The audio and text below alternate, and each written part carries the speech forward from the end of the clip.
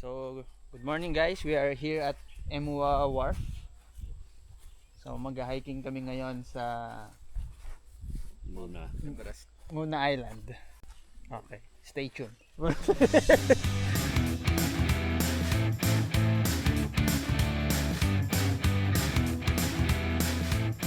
Kailangan mo talaga.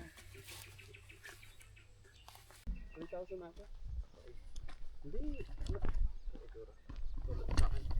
Hindi ko alam yung ginamit ko nung letre. Oh. Di ba nandun ako last week lang?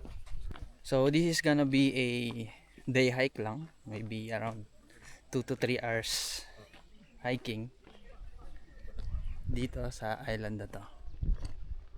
Yeah, tatok pa. Isang malaki. So, we are here at Emua Wharf. So, local wharf siya dito sa Vanuatu. Around the north part siya ng Efate Island. Ayan. We're going to hike here at Muna Island. And this is Pele Island. Pele to. So this is Muna Island, this is Pele Island. Ito na ba sila? So we will be hiking together with those Chinese folks. And tatlo lang kaming Pinoy. One trip is not enough. We need a rope.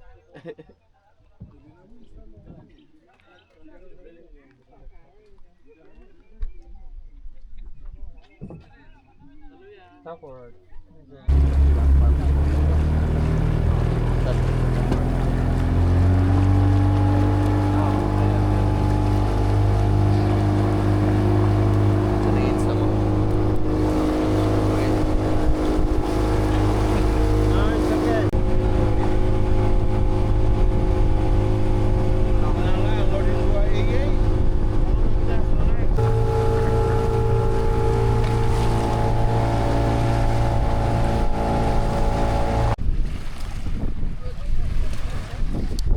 so, naka-arrive na kami dito sa Muna Island. Kami nagbababaan yan. So, ayun yung main island ng Efate. Hindi siya white sand, pero fine sand din siya. Yan. So, maybe trail starts here.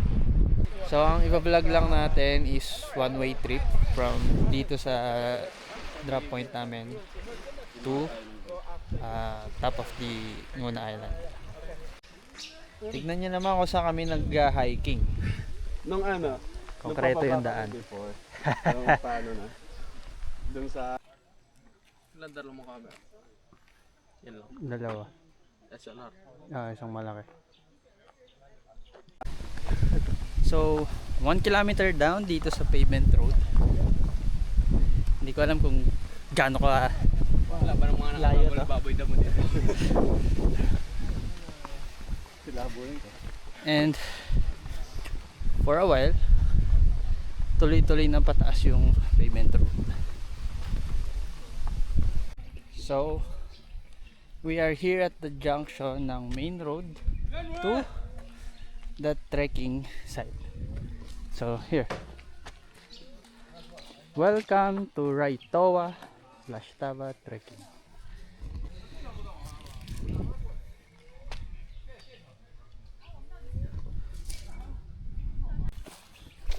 So it has an entrance fee of 500 batu per people, per person. So what's that, about 250 pesos per head. Okay, so let's start the real adventure na.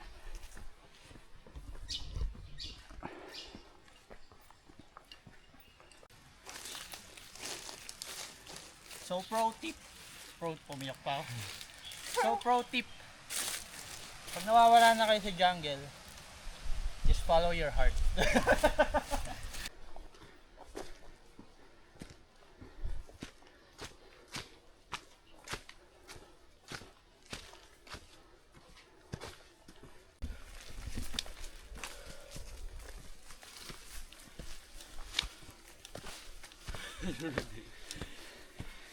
Baka may alingatong eh. Hindi ko alam ano itsura nun eh.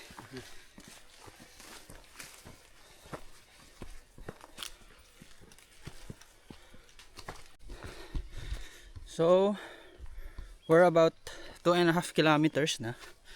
And meron kami sinusundan na trail, which is trail ng sasakyan. Sobrang taas na ng elevation nito. And may dumadaang sasakyan sa ganitong track. So, base dito 2.5 kilometers, around 330 meter elevation. So, ang hirap pala pag consistent na puro pataas, wala man lang flat. So, ang recovery mo talaga is magpahinga ka. That's for me. So, pero kung sa mga expert dyan, give advice. So, pahinga muna tayo. Nakita ko yung view na to mula dito sa taas. So, tanaw dito yung Pele Island. Kita nyo yun? Tingnan natin kung ma-zoom.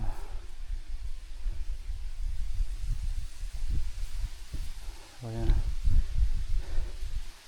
Ang ganda ng sandbar dun sa may Pele. Yeah.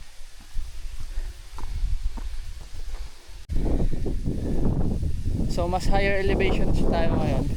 Mas kitang kita yung Pero sa Pilipinas, karagatan. Dito pag puro- At least it's better today than last time, guys. First Mars is too hot. Yeah. Stop. So again, Especially continue. So weather check. Well, sabi ni MJ, mas okay daw yung panahon ngayon compare dun sa huli niyang punta dito. So actually, clear nga yung sky. Hindi ganun kainit. Walang masyadong araw. And then mahangin. So presko. So, karinig nyo naman 'di ba sa mga talahib. Pero again, ang weird dito na meron pang mga trail ng sasakyan paakyat. Ayan.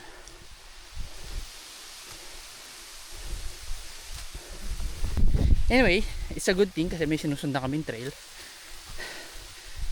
And hindi madaling maligaw. And maganda nga yung may sinusundan. Kahit bumalik ka mag-isa, kahit pumunta o bumalik ka mag-isa, no problem. So we are at elevation 430. Sobrang ganda ng view. Kitang kita yung Pele and Emua Island.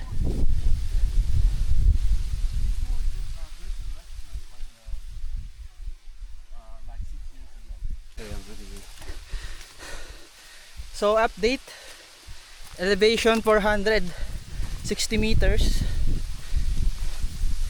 Tanaw na namin yung peak. So sabi ni MJ mga 15 minutes pa daw yan, pero ang hindi ko alam kung ilang 15 minutes. Ayan na. 15 minutes with 10 minutes na na break.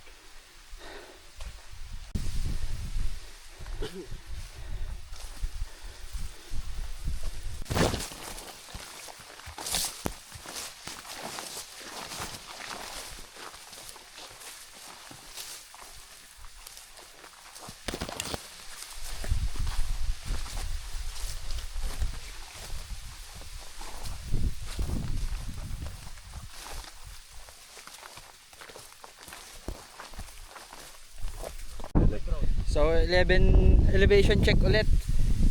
Elevation 490 meters. Ooh.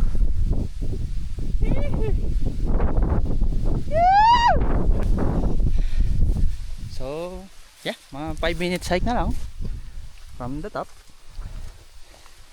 So, it took us 1 hour to hike and around 3.5 kilometers.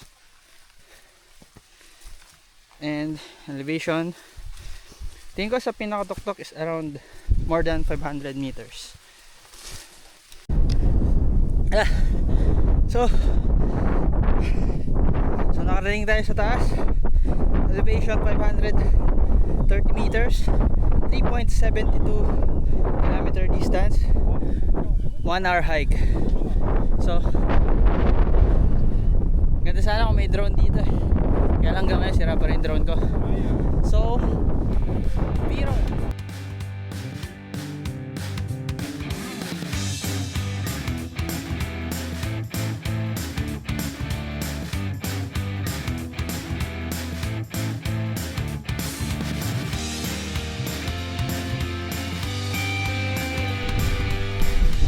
So kanina habang paakyat tayo, ito lang yung mga pinapakita ko sa inyo. So nandito tayo sa Muna Island. Ayun yung Pele, ayun yung Emau, Emua pala, Emau, Muna Island, Pele, Emau, yung maliit na yun, yung unknown. Mukhang maganda yung mga reefs doon. Yun lang yung pinapakita ko kanina habang paakyat tayo. Pero din dito sa likod, para kayo nasa Switzerland o something. Okay, B-roll.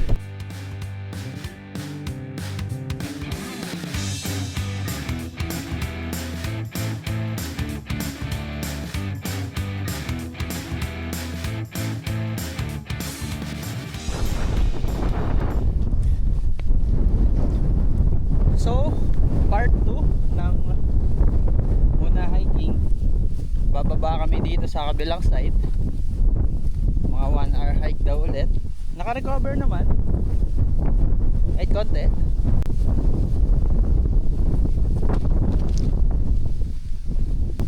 Next time doon naman tayo sa Pele Island. So, maliit na island lang yun. Bababa ako.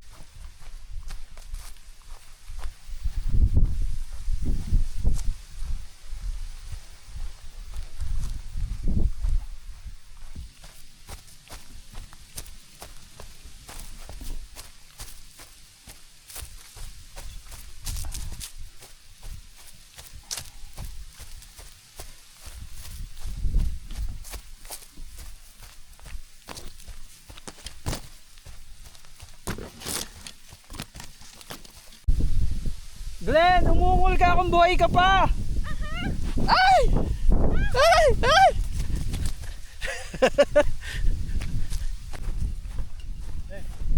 So, mas may scene dito. Mas maganda yung picture.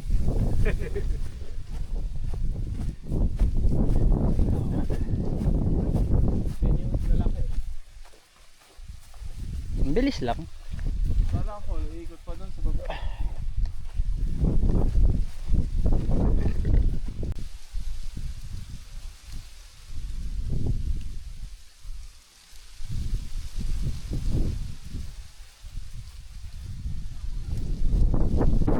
I think yung extension na 1 hour para bumaba dito is worth it naman. Hindi naman siya mahirap. Siguro yung pabalik lang kasi pababa kanina, ngayon paakyat. Siguro mga after 15 minutes nasa New Zealand na kami.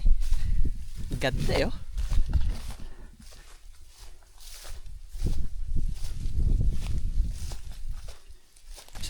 So walang naninirahan na lokal dito sa may bandang taas ng bundok. Ginagawa na lang talaga siyang hiking spot para sa mga tourist. Lahat ng lahat ng residente is nandun lang sa baba. Even dito sa taas, actually walang farmer. So dito sa part na dinadaanan namin, actually wala nang trail. Sinusundan na lang namin yung dinadaanan ng bata namin tour guide.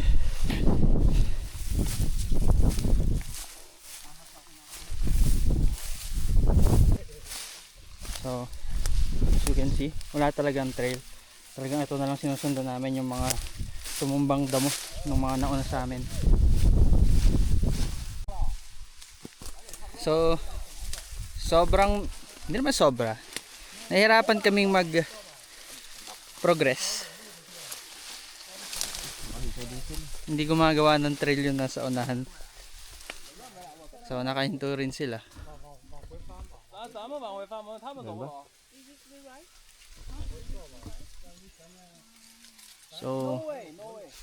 So parang walang paraan para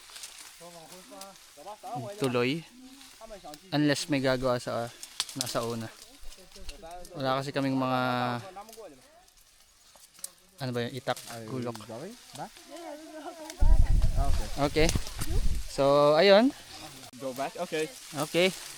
So ayun, nagkasundo na ang lahat. Walang trail eh.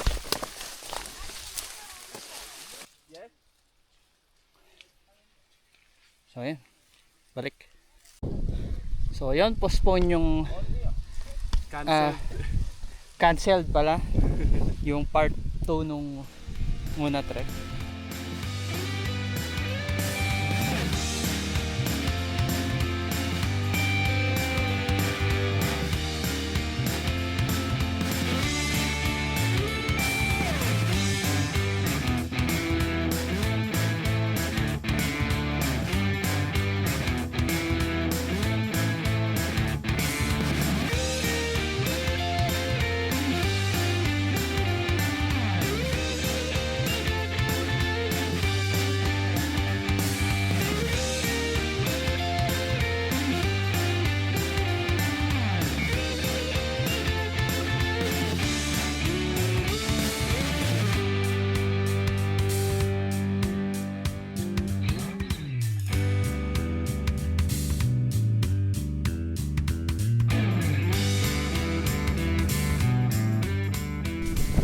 So canceled yung muna trek part 2 kasi nga walang madadaanan, walang route.